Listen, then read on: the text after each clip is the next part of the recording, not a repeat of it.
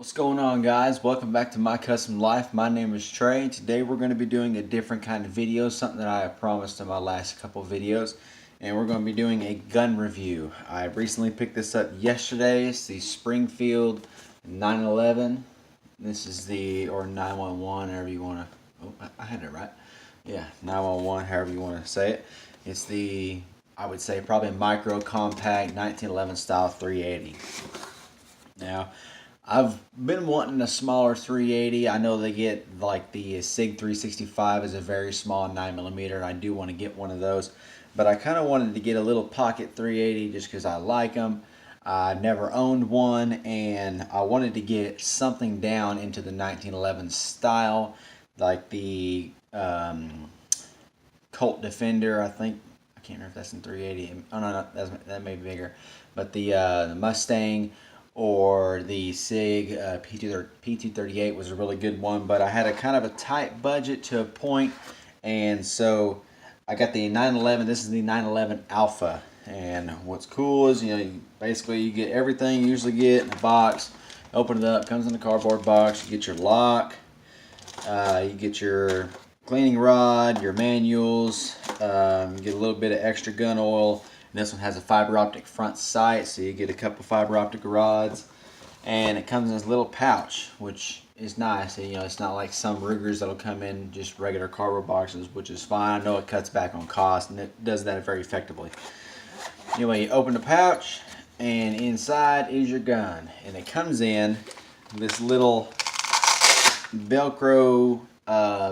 Some people use it as a pocket holster, or you could, if you get some extra, the opposing side Velcro, you can put it up under your dash in your car, maybe stick this up into it. But here's the pistol itself, little micro carry. I mean, just to kind of give a size comparison, that's basically it. That's a little bitty thing. Now, I like this personally because I've always liked the 1911 style. Basically, I mean, before we get started completely, this is just a first impressions. I have not shot this gun. Like I said, I just got it yesterday, so this is not going to be a review. I guess it is a review, but more so just a first impressions. But I've always liked the 1911 platform, and I plan on getting me a bigger 1911, something like I prefer like the Ruger SR 1911, or maybe something in the Kimber series. But I really like this. I like how it feels, and for some people, they want a full grip. When you grip this gun, I have medium hands. I wouldn't say large. I have medium hands, and I can get 2 fingers on. My pinky dangles off. But I've watched some videos on YouTube of reviews of this gun, and I agree with a bunch of people that the way the grip feels, it still feels comfortable. It doesn't feel bad, even though you can't put that third finger on there. And a lot of it is psychological, is what they say. You don't necessarily have to have the third finger on there. Some people prefer that. Some people will say they shoot better, which they may. I've never had a gun this small where I've had to have that third finger hanging off, so I guess I'll see if I need that or not. I did order, because this is the Alpha, I did order 2 more magazines. The biggest difference between the Alpha and the regular Springfield 911 or 911 is it's about $300 difference. Now, what's different is the thumb safety is only on the left side. It's not ambidextrous like the 911. It comes with standard steel construction sights. They are 3-dot setup with a fiber optic front sight. Now, on the 911, they are Pro Glow high vis tritium night sights. And there was one more thing. Crap, I can't remember. There was 2 or 3 different things. It comes with different grips. Comes with G10 grips. These are, I mean, I guess G10 is technically a plastic, but these are definitely a plastic more than just a standard G10. And then there was something else. I can't remember what it was, but all the internals and the barrel and everything basically is the same. It's just cosmetic stuff that's changed. The extra milling with that ambidextrous safety is a huge part of it. And then the night sights, those are probably I would say $60 to $100. I've never looked them up, so maybe they're more than that. But those are mainly the big differences between the two. And I really like the gun so far. Like I said, I love how it feels. And for my first impressions, I really like how it feels. I like how it aims. It's really a natural aiming point. It's not like you got to cock your wrist up and down to kind of accommodate for the grip angle. I like how it's got a nice little undercut right there on the trigger guard. It looks really nice. It feels really good. It's got this, I can't remember what the specific naming of this texturing back here. It's really aggressive, but it's not overly aggressive to hurt your hand. It really gets in the meat of their hand, kind of bites down where you're not going anywhere. Oh, and that's another one. The 911, the regular 911, has this grip texture on the front, whereas the Alpha does not. It just has these flutes right here, which I like those too. I kind of like how it looks. It looks to me aesthetically pleasing because if it's gonna slip out, it's gonna go from right to left more than likely. If you're gonna pull somewhere. And by the way, just to show everybody, this gun is gun on safety. There we go. It is unloaded. Just took it out of the box, so for anybody that's worried out there. But I like how it kind of grips into where it doesn't move from side to side very much. Kind of grips into your fingers. I really like these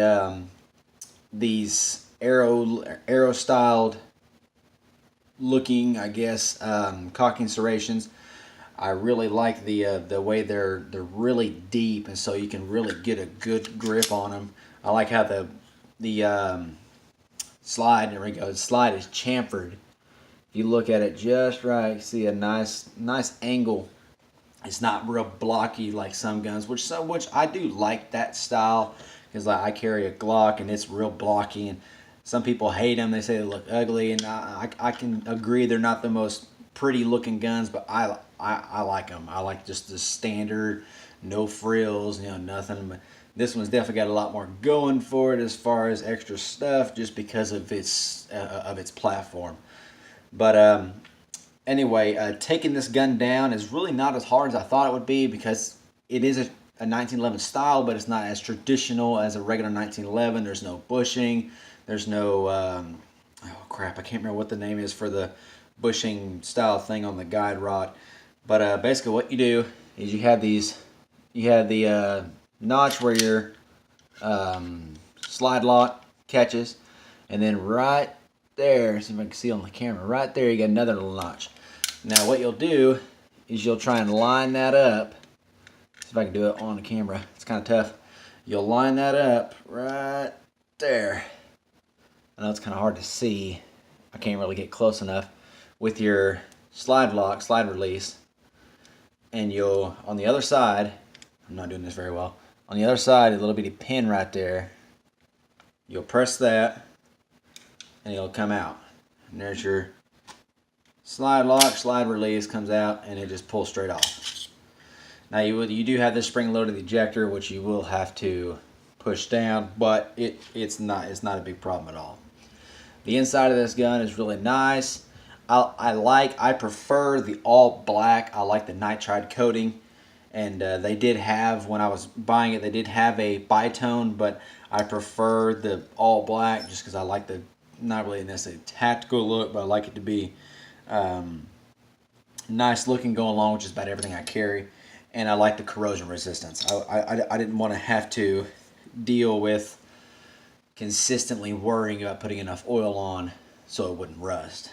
And inside the gun you have a full length guide rod with a flat, man, this is, oh, there we go, I wasn't doing it right, okay, with a flat recoil spring. Doing some research on it, they said the way this is wound, they said it's supposed to dampen recoil. From a lot of videos I've seen, they have talked about that, and they said it really does. And added with the added weight of the gun helps dampen recoil, even though it's such a short barrel. It's a 2.7-inch barrel. And to break the gun down, just basically like everything else, take the barrel or take the guide rod out, recoil spring, take the barrel out.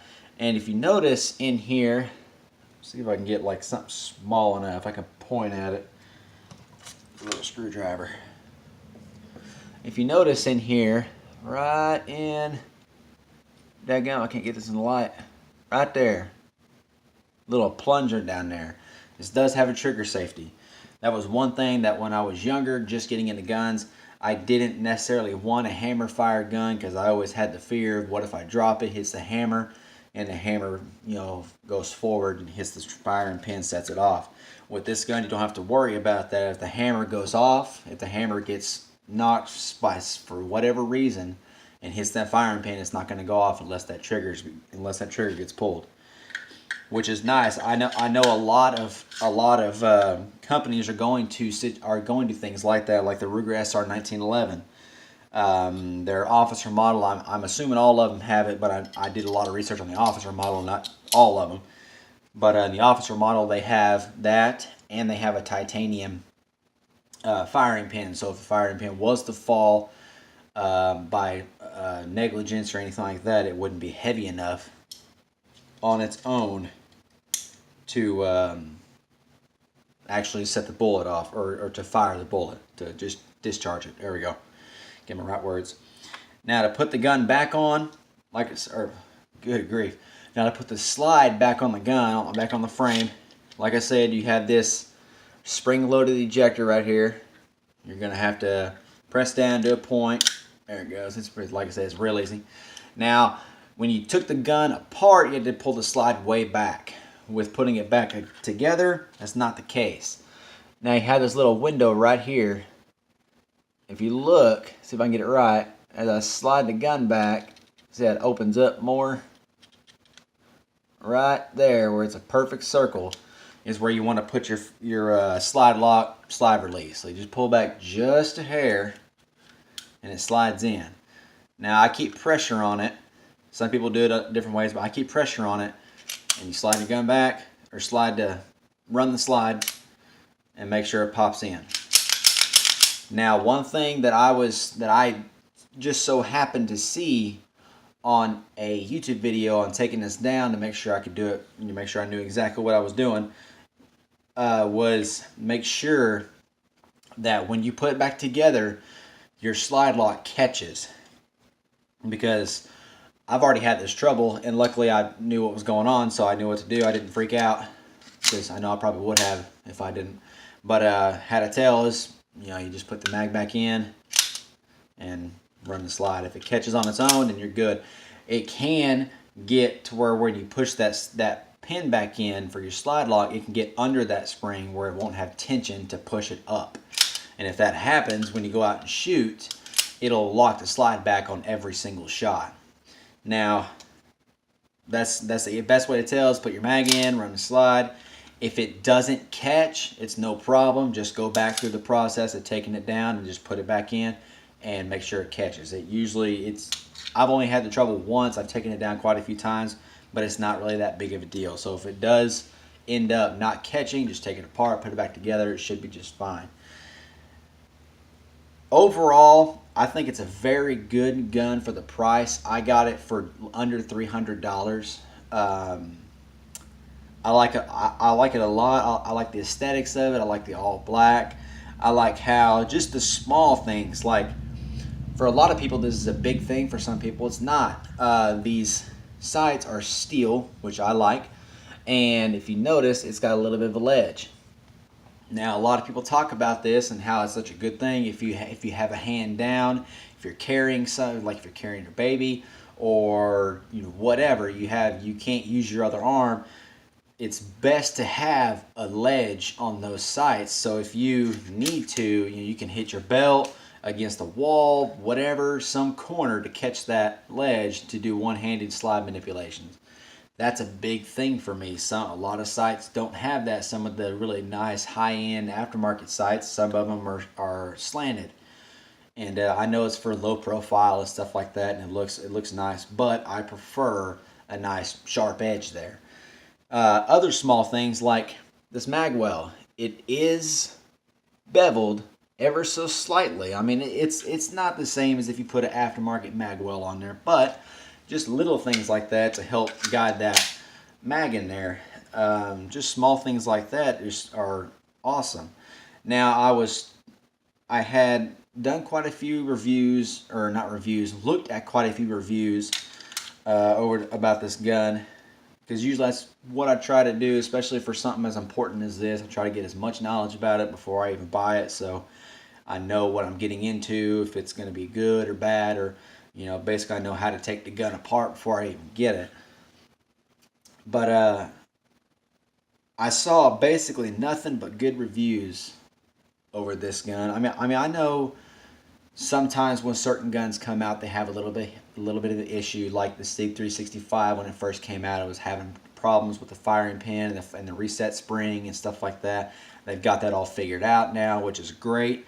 And some guns just have hiccups about it, and that's sometimes to be expected if you're trying something new. It's never been done, and you got to pretty much make all the machining parts for it and stuff.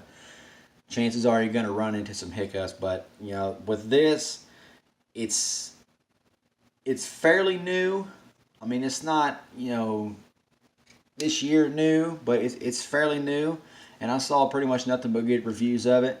And as far as I can tell, just by holding it, haven't shot it yet, just by holding it, getting the feel of it, getting the feel of holding it in the firing position, or my firing grip, carrying it in pocket, because this is my concealed, or this is one of my concealed carries. I'm not carrying it right now, but I really like the feel of it. Now, this holster that it comes with is very nice. Some people may use it as a pocket holster. I mean, it's a little thick for me. I mean, if you look at it, it does expand outside the perimeters of the gun. I think it would be great if you were to put it under like a desk with some more, oh, sorry, I get the hiccups. If you would put it under the desk with some more Velcro, or under your dashboard, or maybe on your side table or something like that, I think that'd be great. I bought a smaller, oh crap, Uncle Mike's, I think is what it was. Just just a standard little pocket holster, and it works very well. Even though it's steel, pretty good for the size of the gun, steel slide, T6 aluminum frame, it's still pretty light, and I don't think I'm gonna have any issues carrying it. Anyway, this is my first impressions. First impressions of the keep thinking of P238, the Springfield 911 Alpha. Overall, I think I'm really going to like this gun. I had quite a few options that I was looking into. Some of them probably wouldn't have been the best choice for what I was going for. I'm really happy I decided to go with this. They were all about the same price, but I'm real happy I decided to go with this. It's pretty much everything I wanted, personally, in a pocket pistol. I wanted a 1911 style if possible. I wanted a 380. I wanted it to be nice and compact, comfortable. Like I said, without that third finger, it doesn't really bother me one bit. With the grip angle, with the texturing, with the thinness, it's thin but it's thick in the right areas. It's got that little bit of a palm swell where those grips are, and there's plenty of aftermarket grips if you don't like these plastic ones, which I might go ahead and change mine out as well. But I think I'm really gonna like it. And if you're looking to get something similar to this, and you're on a fairly tight budget, if you're not on a tight budget, I would say the Sig P238 is a really good contender to this. I think both of them are really neck and neck. The biggest thing, the difference is this one is about $200 to $300 cheaper. And but with that, you're going to lose a couple of things, like with the regular 911. Like I said, it has an ambidextrous safety. If that matters to you, then you might look to spend a little extra money, or getting something that has that ambidextrous safety that you can spend within your budget.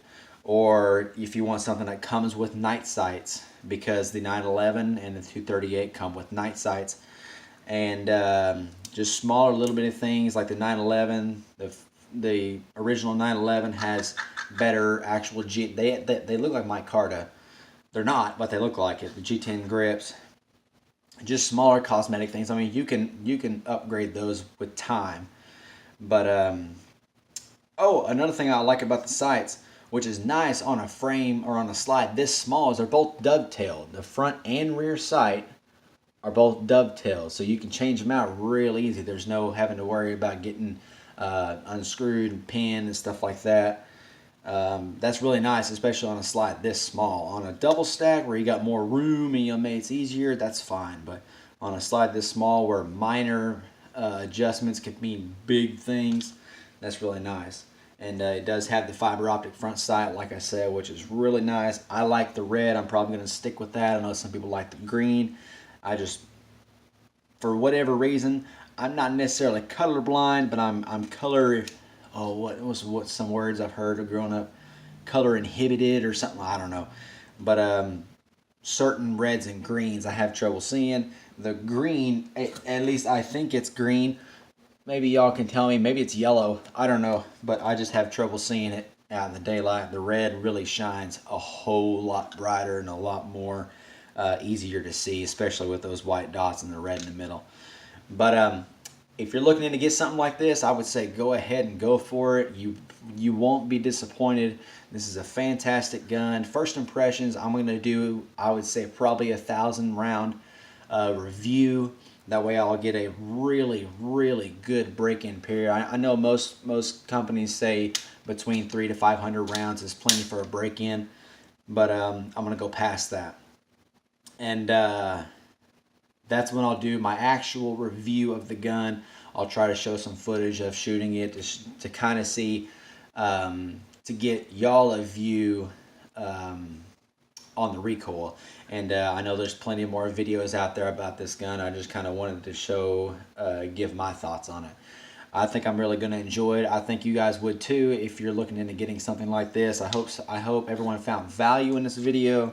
If you did, give me a comment below, telling me what you like about the gun. Maybe a gun that you're wanting to get for whatever reason. That's just my preference. I've carried different guns. I've carried 45s. I carry a Glock 19. I carry this. I carry a Ruger EC9S. So I carry all different platforms, all different sizes as well. So I think I'm going to be really adapting into getting used to carrying something this small. It will be a little bit different at first, but I think I'll be all right. But anyway, I hope everyone has a great day. I hope everyone enjoys this video. If you did, like, subscribe, comment below. I appreciate it, all y'all's support and all the comments and all the interaction and the interest in these videos. If you'd like to see me do more videos like this, I will be getting a couple more guns here soon. It'll be a little while, but when I do, I'll go ahead and do first impressions on those. I'll start doing reviews on the guns I do buy after 500 to 1,000 rounds, and I'm looking into doing more flashlight reviews, knife reviews, multi-tool stuff, because I started this channel doing vlogs. I don't really do a ton. Well, I do quite a bit throughout the day, but I hardly ever think about vlogging, so that wasn't going to work. And so I went into making knives. I've been doing that for a while, and I haven't been really doing that recently. I've pretty much finished everything, and I haven't started anything new, so I kind of gave up on that. So I went into reviews, and that seems to do pretty good, reviews and gun cleaning videos, which I will show a video on the way I clean this gun, the step-by-step process in which I go through cleaning a gun, which I think will translate over to this gun just fine. So give me a comment of what all you would like to see. If anything else, something more like this, reviews, personal development. I haven't done any videos on that. If you'd like to see more of that, let me know, and I appreciate everybody's support. I hope everyone has a good night. Everybody be safe. We will see y'all later with future videos, and as always, we love y'all. Bye.